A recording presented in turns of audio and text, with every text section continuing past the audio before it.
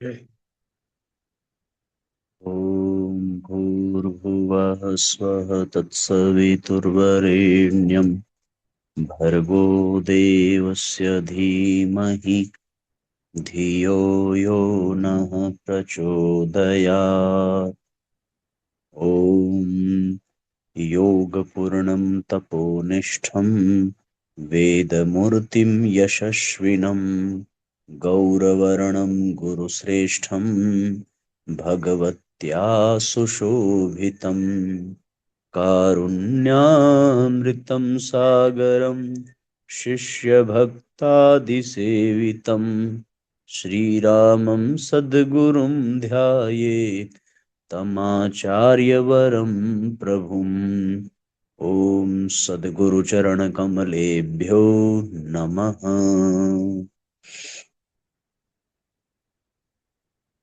परम पूज्य गुरुदेव परम वंदनीय माता जी के दिव्य संरक्षण में विराजमान ऑनलाइन दैनिक स्वाध्याय में जुड़ने वाले सभी आत्मीय परिजन, आप सभी का बहुत बहुत स्वागत, बहुत बहुत अभिनंदन है साथियों। आइए भावपूर्वक आज के सत्र का हम सभी शुभारंभ करते हैं। मार्च महीने की अखंड ज्योति पत्रिका हम सभी पढ़ रहे हैं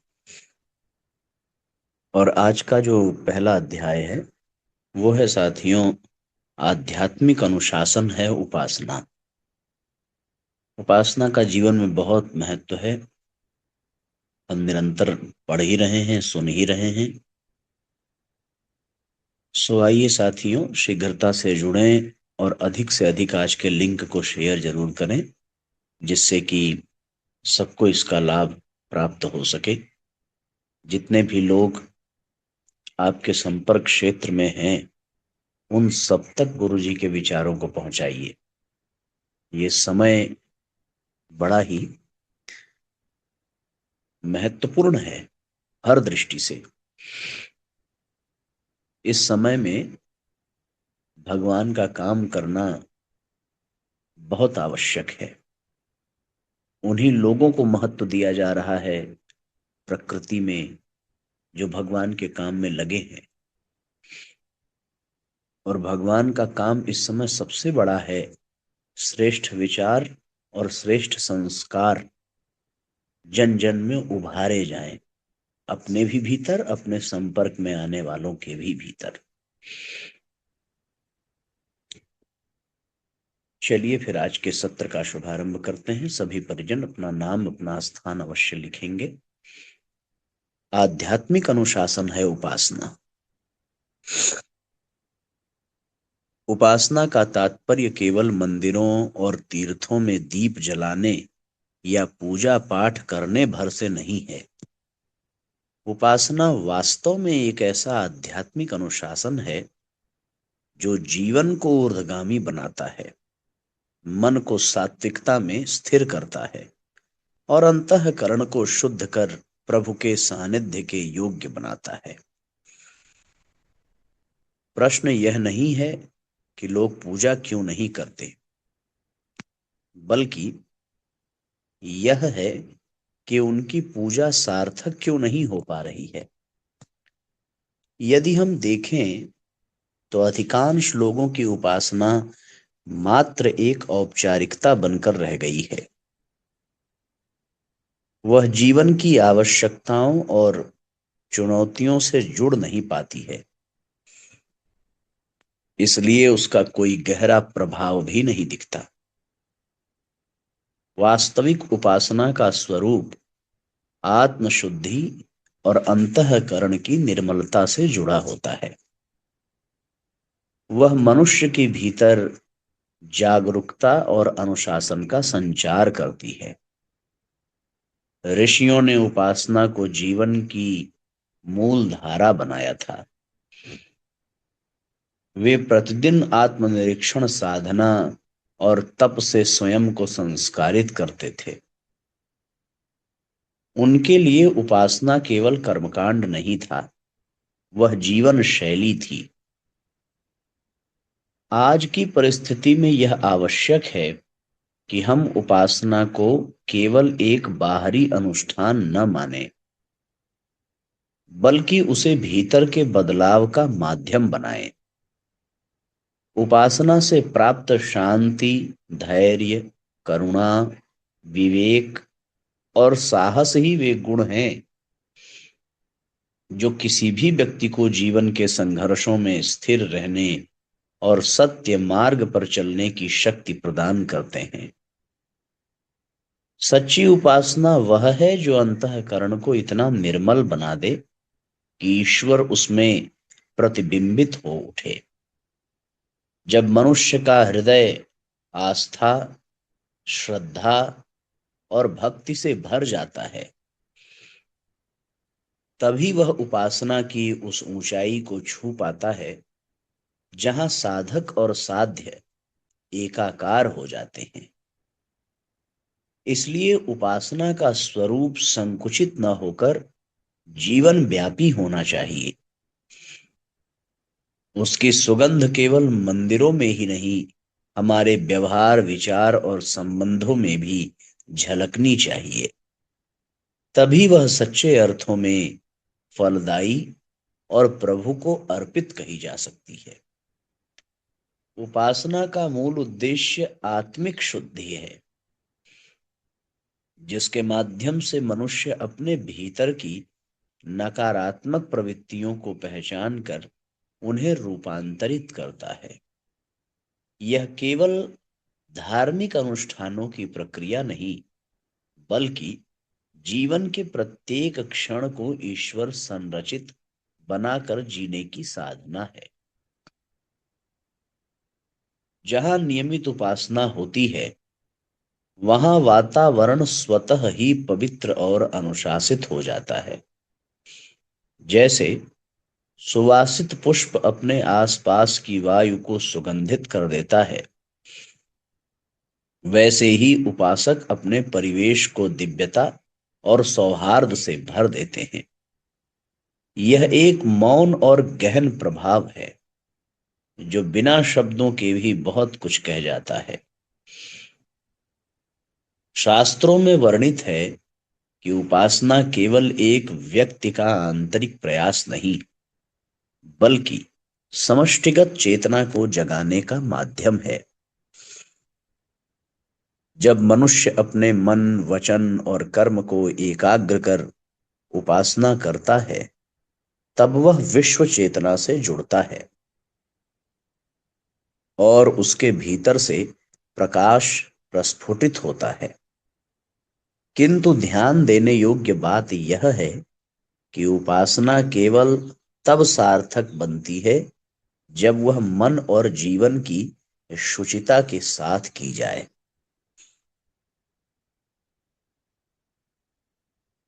यदि बाहर पूजा पाठ हो रहा हो और भीतर द्वेष, क्रोध, लोभ, दिखावा और स्वार्थ पल रहे हों, तो ऐसी उपासना न तो मन को निर्मल कर सकती है और न ही आत्मा को ऊर्ध्वगामी।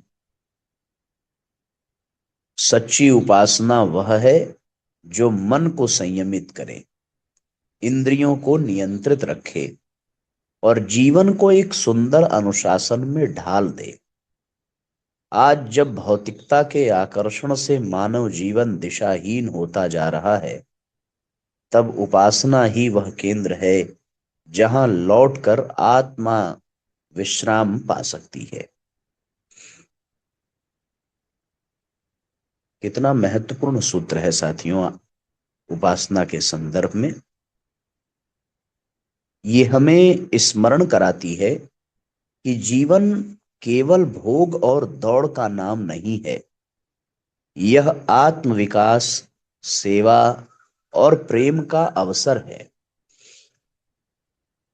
उपासना के माध्यम से मनुष्य अपने जीवन को ऐसे मूल्य प्रदान करता है जो उसे स्थायित्व, संतुलन और परिपक्वता की ओर ले जाते हैं।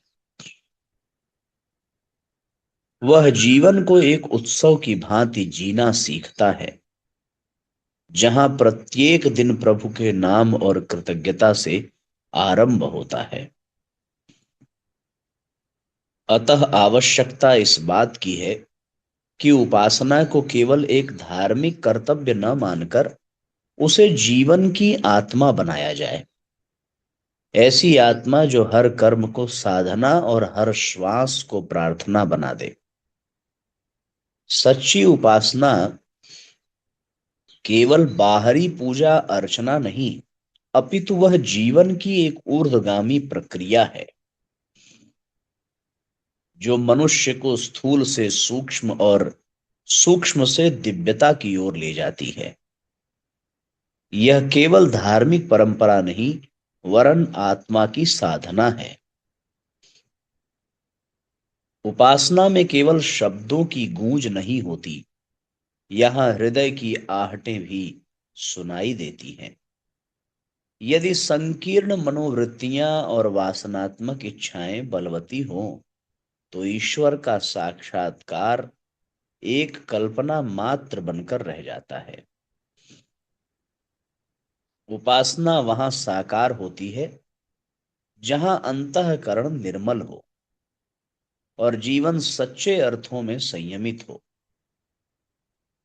आज की दुनिया में उपासना का पुनः सजीव हो उठना अत्यंत आवश्यक है। यह एक ऐसा स्तंभ है जिस पर आत्मिक संस्कृति का समग्र भवन खड़ा होता है। उपासना के बिना धर्म केवल सीढ़ियों का, रूढ़ियों का ढांचा बनकर रह जाता है। उसमें रस नहीं, ऊर्जा नहीं, चेतना नहीं। स्मरण रहे कि उपासना का लक्ष्य केवल ईश्वर को प्रसन्न करना नहीं है,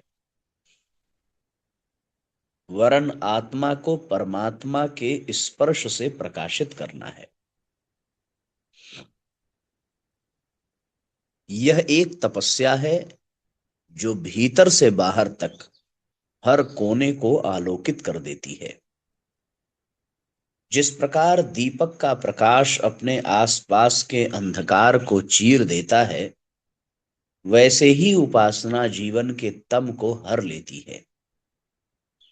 ध्यान, जप, ध्यान युक्त कर्म, सेवा और ईश्वर के प्रति एक निष्ठ भाव, ये सब उपासना के रूप हैं। किंतु इन सब का सार यह है कि मनुष्य अपने भीतर उठती वासनाओं, द्वेषों और लोभों को शांत करे और उस मौन में प्रवेश करे जहां आत्मा प्रभु से संवाद करती है। आज की सभ्यता जिसे आधुनिकता का नाम देती है, वह उपासना से दूर जाकर अपनी ही जड़ों से कट रही है।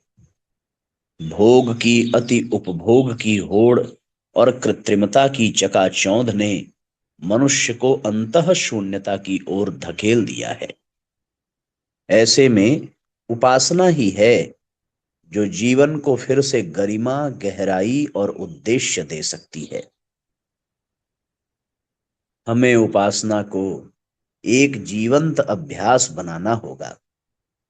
केवल आरती और प्रार्थना के समय, बल्कि जीवन के हर क्षण में। उपासना वही है जो विचारों में पवित्रता, भावों में करुणा और कर्मों में सेवा की प्रेरणा भर दे। अतः यह समय की पुकार है कि हम उपासना को केवल मंदिरों की दीवारों तक सीमित न रखें, बल्कि उसे अपने जीवन का स्वभाव और स्वभाव का सौंदर्य बना लें। यही सच्ची साधना है, यही युग धर्म है।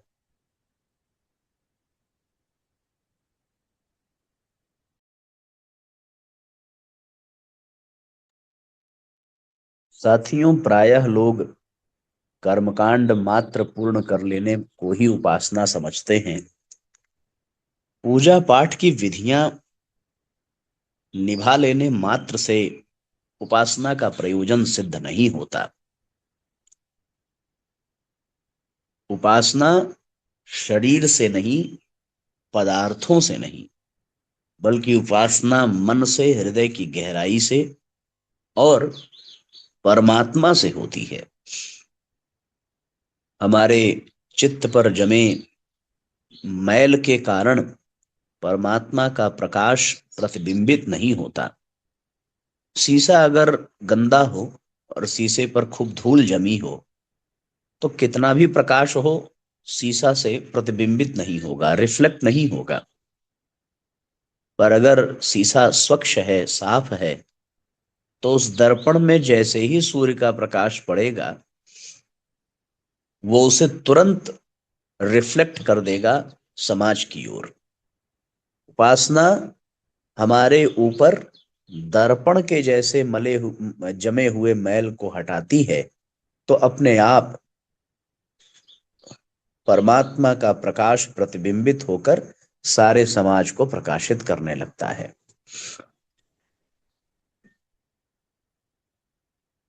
इसलिए हमें नित्य नियमित उपासना करनी चाहिए। इससे हमारा मन नियंत्रित होगा, हमारी इंद्रियां नियंत्रित होंगी, हमारे विचार शुद्ध होंगे, हमारी भावनाएं पवित्र होंगी। ये सारा बड़ा अनूठा लाभ गायत्री उपासना का हम सबको प्राप्त होता है। दूसरा अध्याय है साथियों, उठो, जागो और आगे बढ़ो। यह आह्वान बार बार हमारी चेतना को झकझोरता है। यह केवल कोई बाहरी आदेश नहीं, बल्कि परम पिता की वह पुकार है जो हमारी अंतरात्मा में निरंतर गुंजायमान होती रहती है।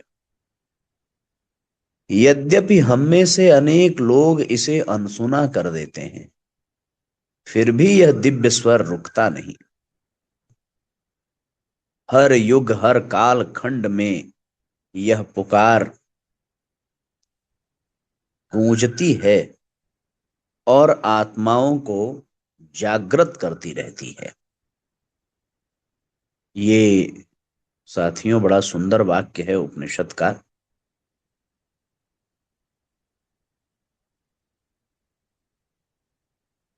और इस सुंदर वाक्य में बड़ा मार्मिक संदेश छुपा हुआ है। उत्तिष्ठत जागृत प्राप्य वरान्य बोधत।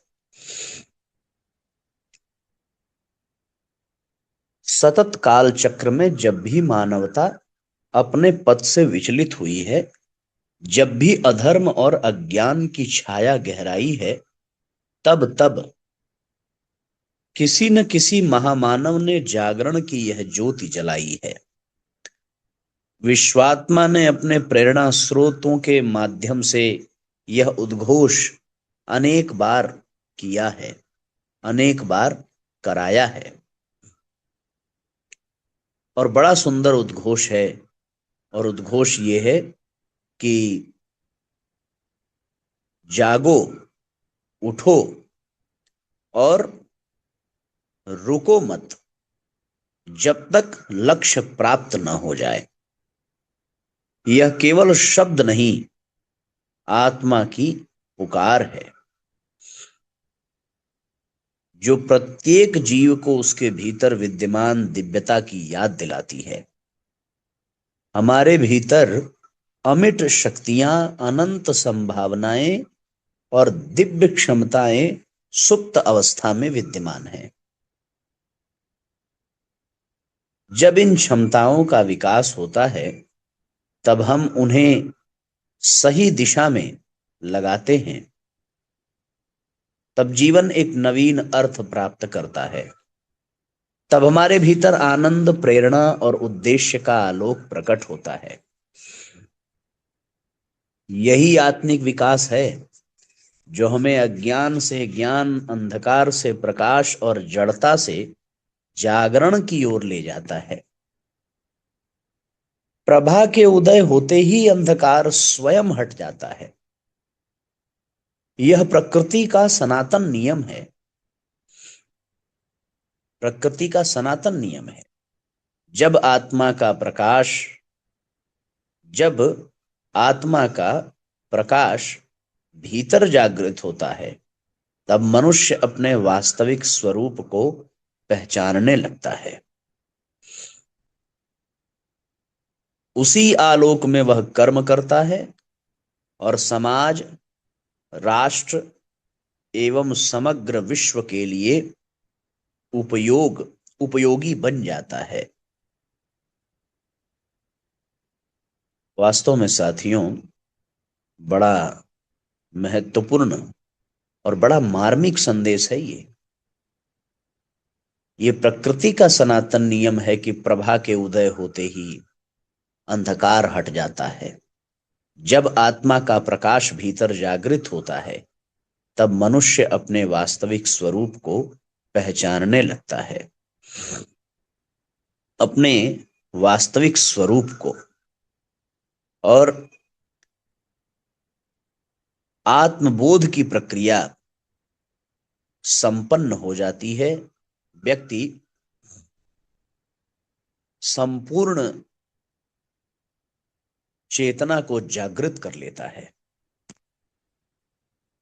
उसी आलोक में वह कर्म करता है और समाज, राष्ट्र एवं समग्र विश्व के लिए उपयोगी बनता है। यही भारत से बाहर की यात्रा है, स्व के उत्थान से लोक के कल्याण तक।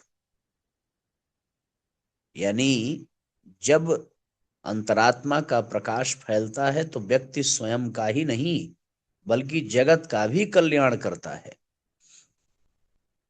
अतः हे जागृत आत्माओं, उठो, जागो और विकास करो। अपने भीतर के प्रकाश को जानो, पहचानो और उस आलोक को समाज में, राष्ट्र में और संपूर्ण विश्व में फैलाओ। यही सच्चा, यही जीवन का परम उद्देश्य है। बड़ा गजब अध्याय था साथियों, मन आनंदित हो गया। सो हम सब भी अपने आप को ऐसे ही दिव्य संदेशों से अपने जीवन को एक नई दिशा, एक नई ऊर्जा, एक नया भाव प्रदान करें। गुरु जी का एक संदेश है कि इन दिनों सृष्टा की अदम्य और प्रचंड अभिलाषा एक ही है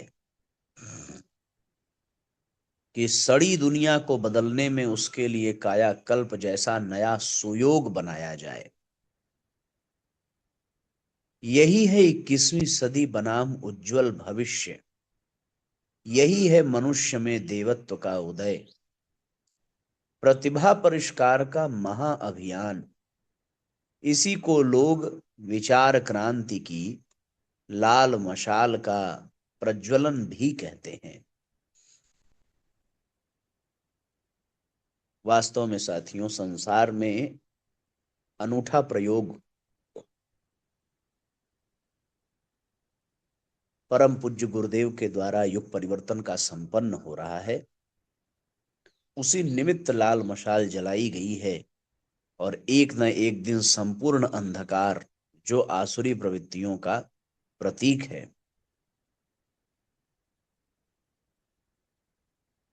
वे सब छट रहे हैं, समाप्त हो रहे हैं और जीवन आनंद से भर रहा है। चलिए अब आज के सत्र को साथियों यहीं पर विश्राम देंगे। आज के लिए इतना ही। अधिक से अधिक शेयर जरूर करें, जिससे कि ये दिव्य संदेश जन जन तक पहुंचे और लोगों को लाभ मिले। गायत्री मंत्र हमारे साथ साथ बोलेंगे। ओम भूर्भुवः स्वः तत्सवितुर्वरेण्यं